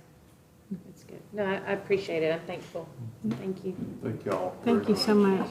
Appreciate it. Get to hear Manny's communications. 2019-2020 Texas Academic Performance Report, the shortened version due to certain things. Yes, sir. Yes, sir. And just as a side note, last year when I did the taper report, it was 53 slides. And so we've cut it down quite a bit this year. But before I go on, I do want to just say thank you for all you do as a board. We really do appreciate you in June and July and December and every month, but it's nice to stop in January and just really let you know that we do appreciate the difference you make in our community and for our schools. And we appreciate SpaceX interrupting our meeting with their testing. Sorry, couldn't resist. Absolutely. Yeah. Well, I'm going to review some of last year's data, but really it is a repeat. 2/3 of the taper report is a repeat from last year at 53 slide presentation that we went through. But I do want to just kind of bring some of that back in summary form just to refresh your memory. But we will spend a little more time on the CCMR section of the taper report because the CCMR lags a year behind, and so we do have current data. And then next year, we'll be sharing, again, the 3 domains, the student achievement domain, the student progress domain, but then also we'll have 2020 CCMR data to share with you as well. So just to, again, refresh your memory, in last year's report, we did show that we received an A rating from the state. We are very proud of, and we're still carrying that. However, there isn't technically a rating for last year because, as I mentioned, we did not have a STAR test. And so I do want to briefly go over the student domain, that first one, student achievement, and also we'll touch just a little bit, just to refresh your memory, on the school progress, which is domain 2. So there you go, just in case you have not been aware, STAR was canceled. That is one good thing that came from the COVID-19 pandemic. But I do want to just go over real quick. This is a table that you did see last year, and so that first column there, domain 1, is all of the letter grades that we were given as a district. with the A being at the top there for the district overall. That second section, Domain 2, and I hope you can see I put it in blue just to bring a little bit of emphasis there. Domain 2 is divided up into two parts, Part A and Part B.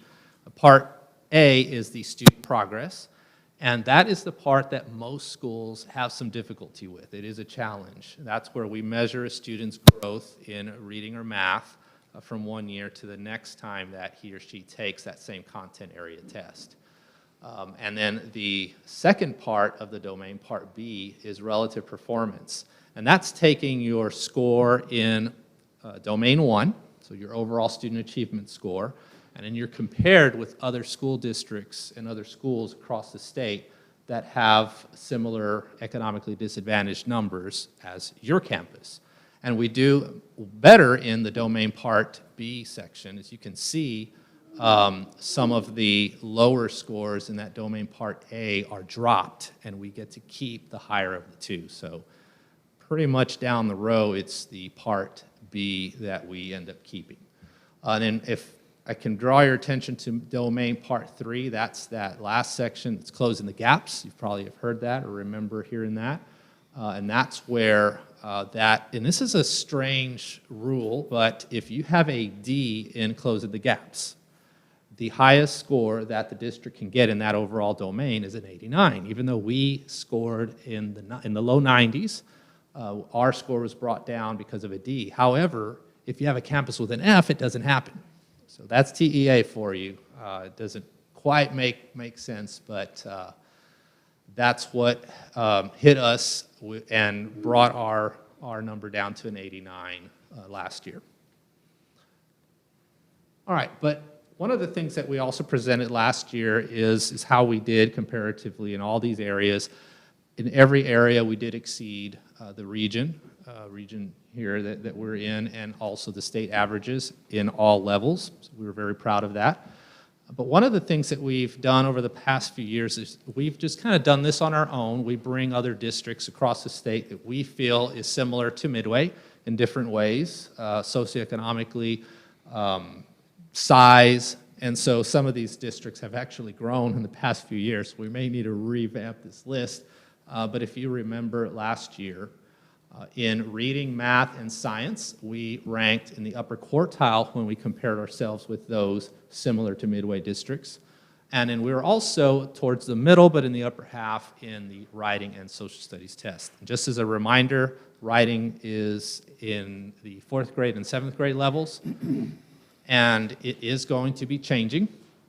So that's one of the things that we're always focusing on still, and now we're looking towards the change in the test. This year it's going to stay the same as it's been, that test in 4th grade and in 7th grade, but the following year it's going to be embedded into the reading test, so it's going to be integrated. And so our teachers are preparing for that, even really from the kindergarten level, moving all the way up. And so these are a few of the, of course there are more than these, but there's just a few of the things that I wanted to highlight today, areas that we're working on to improve writing. We have a new assessment platform that we've purchased, and it's going to help us, again, especially as we move into that new style of testing down the road. The district ELAR teams meet every 6 weeks now to collaborate and focus on writing. And then also, she doesn't know it yet, but our Dr. Voigt is going to be really working with especially our elementary team, because that's where you make the biggest gains. It's elementary as you move those kids up. So she's going to be working with that team to help us strengthen our writing too and get our kids prepared. All right, moving forward, I want to spend a little time on CCMR. So just as a reminder, at the elementary and middle schools, it's all about STAR. And it's 100% weighted on STAR, but at the high school levels, and also at the district level, the state takes a look at the STAR and really just tabulates it at 40%, and the CCMR is another 40%, and then finally the graduation rate is 20%. It's a little more complicated that way. The graduation rate for 2019 is at dead even with the previous years, 2018. So we're doing well there, and when we compare ourselves to those similar districts that are similar to Midway, we are at the very top. So we're very proud of our graduation rate, and we hope that we continue in that same vein. Now, this is a list of the possible indicators that a student can meet to be considered CCMR ready. And so these highlighted areas here are the indicators where Midway is outperforming or exceeding the state and regional averages. Now, I do want to point out that net number one, we do emphasize that meeting the TSI criteria in ELAR and math is really important to us. As you can imagine, a 16-year-old may decide, or 17-year-old may decide today that he or she is not going to go to college. But in a few years, as you know, those students sometimes change their mind. And we want those students to be ready to enter college and not be saddled with a remedial course in reading or a remedial course in math. That could be very discouraging. So we do put a lot of emphasis there. And I'm going to show you a slide. Actually, I'll ask Dr. Knudsen, not yet, but in a minute, to come up and brag on how we're doing in that area, because her team and Ms. Smith and so many others have really made some wonderful gains there. But these other areas, we're doing well. We also are working really hard to continue to find ways to help students earn dual credit courses and just really get them prepared for college. Our average SAT score was 1110. It's just ticked down just slightly from the 2018, which was 1135. And then also the SAT score, but again, it's higher than the state and regional average. And we're also higher than the state and regional average with the SAT scores. It ticked down half a point from last year. We were at 23.2. But we will be looking at the 2020 data, and hopefully we're moving back up again. Now, MISD TSI, that's the Texas Success Initiative assessment results. These are just the test results. Now, as you can see, the math test is pretty tough for our kids. You take 20 questions. And that's really putting the student at a disadvantage, because if he or she only misses 3 questions, they have failed the test. So it's a pretty high bar to pass, but we're working with those students. They have the opportunity to enroll in college prep courses that help them to get ready to not only be successful in college math and college algebra, but also to pass that test. And so we are really proud of this number here. Now, this one is different from the last slide. This is meeting TSI criteria. So students have the opportunity to meet TSI criteria by either passing the TSI test in math or reading, or by meeting a certain criteria on the SAT or the ACT, or by being successful in one of our college prep courses. And so again, like I mentioned in one of the previous slides, that first indicator, we're really putting a lot of work and a lot of effort into helping students become meeting that TSI criteria. And as you can see there, that flag, incredible growth.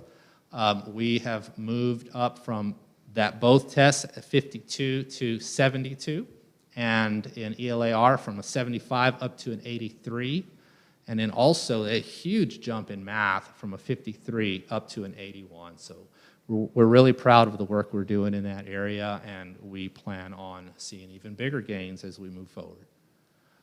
And I do want to just ask Dr. Knudsen to come up and just brag a little bit on this slide here. It's kind of a shame sometimes when we have some really neat data points to share with you that I'm the one up here doing it when there are really so many people involved. So I do want to just do that just briefly, and then she'll also talk a little bit about still things that we're doing in CCMR to continue improving and to continue to make gains. Ashley?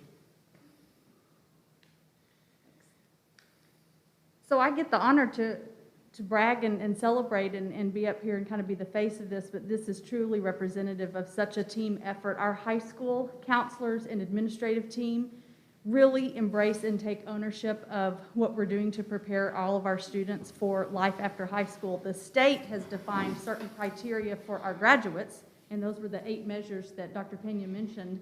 But we all know that there's so much more that goes into preparing students and making sure that they're ready for success after high school. And so we are never satisfied, but are certainly excited to see this jump from 2018 to 2019. We didn't get the results, the 2019 results, until August. And we had already set some goals and had really set our bar a little bit lower than that, thinking it may take us a little while to take baby steps toward making such a jump. And we're very pleasantly surprised that so many of our efforts are resulting in some improvement here. We're a little concerned about what spring 2020 may do to our numbers, being that school was cut short. Not every student was able to test, TSI test, or test on the ACT, SAT. So some things may juggle there, but we feel really good about our efforts and the momentum that we're building and continuing with as we work with our students. Our counselors are very involved in this. Our administrators at the high school are very involved in this. Andrea Lale has really helped to work with our departments on how we're kind of meeting some needs curricularly, and she's worked with Dr. Sapp and with our coordinators here, and it's hard to breathe in this mask. It's just really exciting. We still have a lot of work to do, but we have a lot of successful measures in place, I think, that are going to help us continue this great work. One new thing this year is the purchase of OnData Suite. And this is more than just addressing CCMR. OnData Suite holds a lot of our data, and we're able to query students and their needs and how they're meeting success measures in a variety of areas. It's not just about CCMR. But for CCMR purposes, it is really very helpful for us to see in the moment data on our students to help drive conversations and decisions, and we don't have to wait for the state to release that each year. Ebony Stewart is our college and career counselor at the high school, and she is invaluable. She knows student by student, names, needs, how many times they've taken tests, what classes they need to be enrolled in. She works with our counselors. I'm taking this off. She works with our counselors to prepare them for conversations that our counselors have each year during their academic advisement, so that the counselors are talking with the students about college attendance goals, what they want to do career-wise, what they need to be prepared for that. If they haven't been successful yet on an ACT, SAT, or TSI to meet their goal, what we can do to enroll them in courses that will help to support and better prepare them and maybe meet some additional needs that they have. The really big thing, Dr. Pena mentioned this briefly, is why we focus so much on this TSI criteria, trying to get them ready in reading and math is essentially what we're doing, ELAR and math. It's not just a college measure. It's not just a predictor of success in college or an attempt to keep them from being in remedial classes in college. If they're going to take an industry-based certification for a job, if they're going to work on a level 1 certificate at TSTC or a technical school, they have to have a level of reading and understanding that is at a higher threshold than what they've used to pass our STAR tests. So we truly feel like focusing on the TSI cut criteria on any of those measures is helping to prepare our students no matter the path that they attend, and we're really putting a lot of curricular emphasis on that in our English and in our math classes. And we continue to improve that each year and are working on some additional supports. I know Dr. Sapp has been heavily involved in that. And then really focusing on test-taking skills with the ACT boot camp that we held. We didn't get to do it last spring, but we also offer school day testing in these. We support offering TSI to all of our students at the high school level, and then support retaking that test after remediation efforts have been in place. So we are really on the right track, and we hope we'll continue to come back each year and celebrate these big improvements together. Thank you, Dr. Knudsen. All right, and finally, school progress also was canceled due to last year's snowstorm, and I did go over just briefly those 2 columns there that deal with school progress and the relative performance. Next year, although we aren't going to have our accountability ratings, our A through F letters, we are going to still bring data to you because we are interested in seeing how we're doing with each of our subpopulations and each of our tests. So we'll have data to present to you, although this year's test is just a little different for us anyway.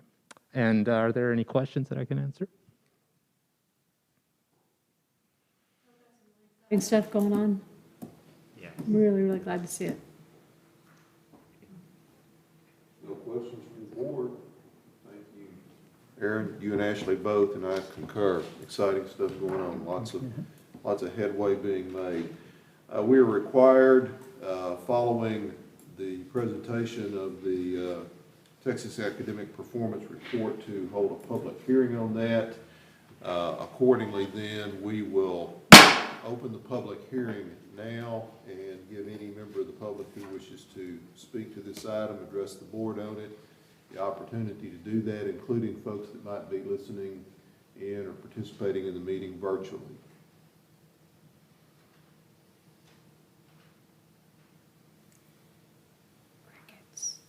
Jesse, I take it you've got no action back there from anybody.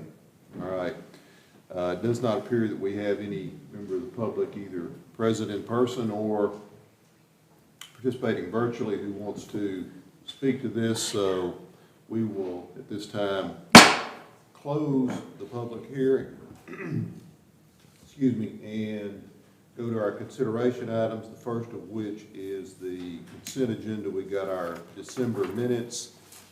Again, a large number of early graduation requests. Yeah. Schematic design phase 1 for the Woodgate Intermediate project, approve the GMP for the new elementary school, approve our contract with Cloud Construction on the Woodgate project, approve the MOA for the drainage and sewer easement in connection with the new elementary school, call the trustee election. Any board member wish to remove any item from the consent agenda? If not, do we have a motion to approve the consent agenda? So moved. Motion by Ms. Watts, second by Mr. Pagel. All in favor say aye. Aye. Any opposed? That motion carries. Personnel, we don't have any personnel to act on, do we? No, sir. You have an addendum there, but as you can see, no professional recommendations. I saw one typo on it, though. Yeah, we all saw that. Yeah, we, Cindy Milligan's name there? Yes. There was much weeping in Mudville. Retirement. Ripping of our clothes. we'll talk about that later. So, no need for a closed session on personnel. We're ready for superintendent's communications. Okay. Right? Yes, sir. I think probably the easiest, Cindy, if you wouldn't mind capturing the computer real quick so I could look at the slides, and I'll just tell you to advance. Or I could probably come up. Well, just do that. Do what? If you pull up the preliminary results of the thought exchange.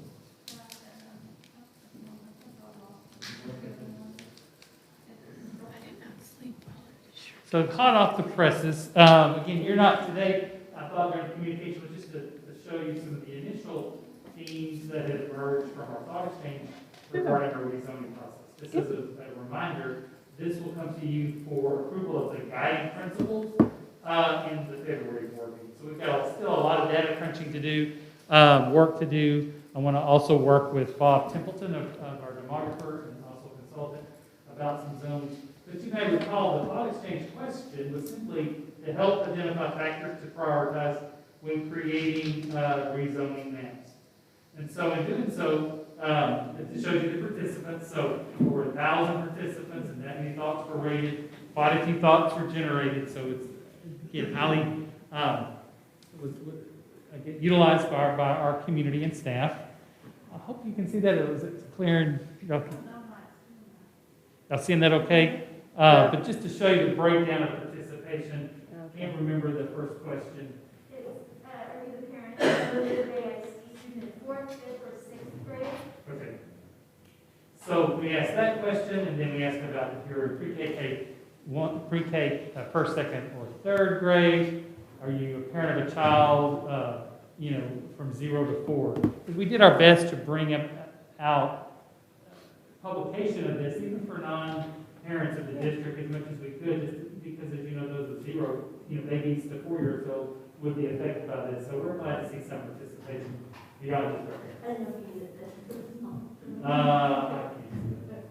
It The idea is that the top one are the people affected by the middle school transition, and then the bottom two would be people affected immediately by the elementary transition. And then this one is asking the question about, are you a Midway IC taxpayer? Is the top one. Midway IC employee in the middle. And do you know why MIC is rezoning on the bottom? There's a chance to make sure that people understood why here. I think that's pretty significant that That's encouraging. 96% knew why we're doing this, so it wasn't a surprise. What, rezoning? You know, one of those kind of things, and so I was glad to hear that. We also broke it down by the campus for elementary schools. As you can see, our highest percentage was at South Bosque of participants, but didn't have participation. As you can see, the numbers of all of our current elementary schools. Top themes, and this is just showing you, I can read at the bottom to you. We're going to continue to work through the themes, but location seems to be one of the top themes. So when you're talking about location, you are looking at proximity issues, transportation issues. The campus capacity was second there. The student body composition, that is looking at diversity, looking at programming. For example, transition plans came up quite a bit, so a lot of, we can see that in the future, once zones are decided or we publish our rezones. There will be some questions about transitioning, and so we know we'll have some work to do in that area. And then there's always has to be a category for other things that just don't quite fit. So I won't go into detail on this one. Again, we'll get into it, but the heat map just kind of shows the campuses at the bottom, and the darker the color means that was more responses, and that's how you saw the themes emerge, about, as you can see there on the right, all those different themes. Word clouds are created based on the data and the rating of the thoughts that come in. Proximity, again, is very big. They come through closest, location, live close, keeping the community, size, distance. Very interesting. But the key thoughts then were to keep fine arts and athletics equal at each middle school. So our planning, your approval of the River Valley design, it's certainly a strong step in that direction, that we have equitable programs at both the schools. So again, some of these other thoughts dealt with, houses close to schools, where the line is drawn, and so that does get into some little specifics. Should attend the school that is closest to where they live, should drive by a school to attend another one. Again, geography came up strong, and proximity. Right. And so these just show some of the things that are on one side versus on another side, and some of the things that are in common. The blue represents the majority, 349 about grandfathering. The other one is the 138, the green color there. Again, the presentation that you'll have in February will explain this one a little bit more. But as you can see, the thoughts. Some are very concerned about a family, you're starting a school and staying at that school. But you can see on the flip side, a smaller majority, but many of them rated that very high. So it's kind of this is just demonstrating it's polarizing. And we know this process could be polarizing, where some feel like, yes, I've started school, I want my child to finish, where others say don't allow grandfathering. A new zone means, new schools mean new zones, schools capacities can't handle it, and don't grandfather. So you're going to have strong opinions one way or the other, and it's just, we know that going into this. Socioeconomic status, there shouldn't be a distinction. So many rated that one high between a distinction of poor campuses and rich campuses. That's their words, not the district, of course. Demographic, I think there needs a mix of different demographics. So that's still strong. That's good, right? Tracy is just indicating that that is a strong thought, to have a mix of demographics at our schools, if at all possible. Highly rated by the side A people. Mm-hmm. The 291. Less so by the side B people. 1.5. So again, proximity is on the other side. We bought near a school. We wanted our kids to go there. We might as well move, I know this is going to occur about that and the location of their current home. So we will tackle that, and all of that has to go into our decision-making. So again, just as that was just a reminder slide. But just to say, I'll go back to really where these are some of the things to look at is this slide, looking at these themes to help then flesh out and how to propose certain type of guidelines. And remember, they're guidelines. They can't be promises, they can't be 100%, but things that will be highly considered when looking at a map, trying to rezone that map of the schools. So again, remember the process is just the guiding principles approved in February, and then building of the zones. And so that in the next month, we would start looking at focus groups, getting more feedback, using another thought exchange with those so that we can bring those ideas and thoughts back in April, continue to fine tune this so we hopefully can have approval of zones end of May, 1st of June. So that's 1 year in advance. So again, this was just today because we kept it open all the way through Martin Luther King Day. And so just trying to work with the thought exchange folks to start developing these things. So Tracy will continue to work with them. And as I said, Bob Templeton to help us. And then actually we will begin kind of looking at that, looking at those themes and looking at what possibilities might be for the new zones. Start doing the work. And the top thoughts are posted at midwayIC.org/rezoning, which then takes you to that link on the last page. So you actually can go through and browse your heart's content and see how they're rated in order by people already, so, and the public one too.